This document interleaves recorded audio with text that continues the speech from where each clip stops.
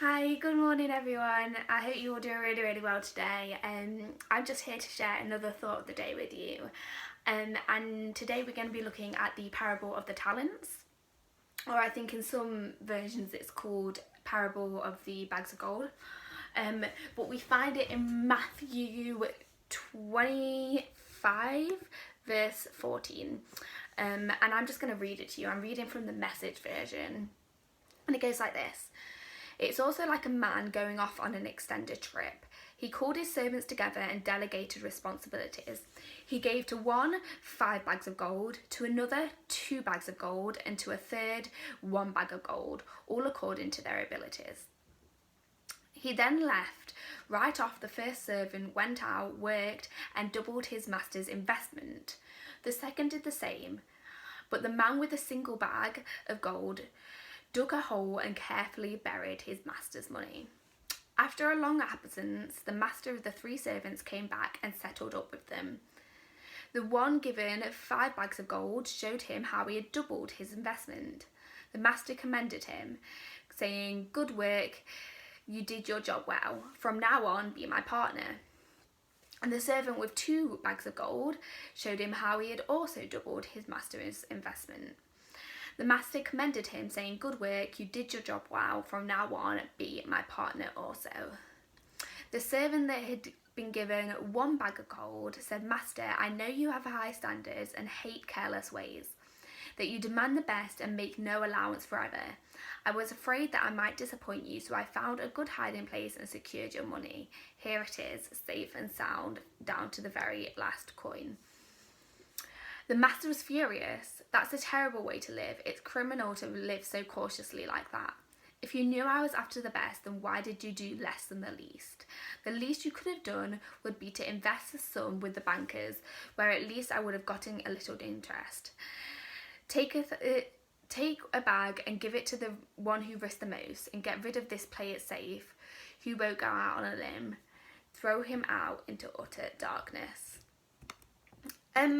So obviously this story is about a master who gave some bags of gold to his servants with the intent that the servants would go away and do something with it, and come back to the master with more than what they'd received in the first place, which is what the first 2 servants did. But the last servant obviously was so scared that he wouldn't be able to live up to his master's expectations that he hid it away somewhere and didn't touch it. So when the master returned, it was the exact same as how it was when the master was there in the first place. And I really feel like we can relate to this story as people, because in the Bible it's quite clear that God has given us all gifts. He's given us all callings and things that he's placed upon our hearts, and not only that, he's given us the tools and he's given us what we need in order to achieve everything that he's called us to do. And obviously everyone's gifts are different. They're all unique to us. For some people it's more pastoral, for some people it's more creative gifts, it's more creative. For some people it's more evangelistic gifts, or there's like 110 like different gifts that God could have given you, and they're all different for each of us. But like that servant, we kind of have a choice. We can either choose to accept that gift and use it to step into everything that God has for us, or we can choose to hide it away somewhere and not really use it because we're too scared. But we kind of have to make that choice. And talking from experience, I know within my 21 years, I know I'm getting very old now, but there has definitely been many times that I've not done something because I'm too scared, and every single time I've regretted it almost instantly. And I think there are many reasons why in life sometimes we don't use our gifts, or we don't do the things that God's put in our hearts, and it can be very different for everyone. Like for some people you might be like scared of failure, but other people it might be that you're worried of what people will think.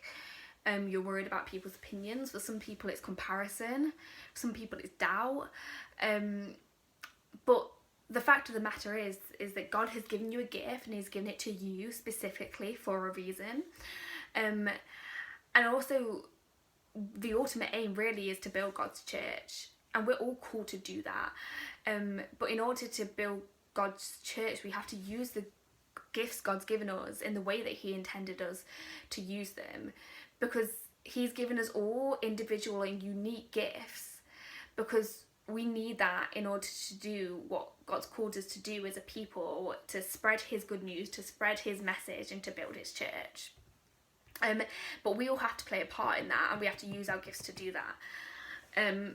So I just want to encourage you, like, if you're struggling in any kind of way in this area, or if you can relate to it at all, if you feel like God has given you a gift or he's put something on your heart and for whatever reason you're not doing anything about it, I just want to encourage you this morning just to step up, to step out in faith, to take the opportunity that God has given to you and to use your gift. Because honestly, I don't believe that God ever sets us up to fail. So like, invite him in, ask him to give you the confidence that you need. Be intentional. Trust that God has a plan and a purpose that he's placed upon your life, and that he's given you the gifts, and he's calling you to use those gifts to do something incredible. And I honestly believe that if we all have the confidence, and if we all step up or step out in faith and use the gifts that God has given us, then we will see something incredible happen in not only our lives, but in the lives of the people around us. But yeah, thank you for listening to me this morning. I hope you have a great day, and I'll see you later. Bye.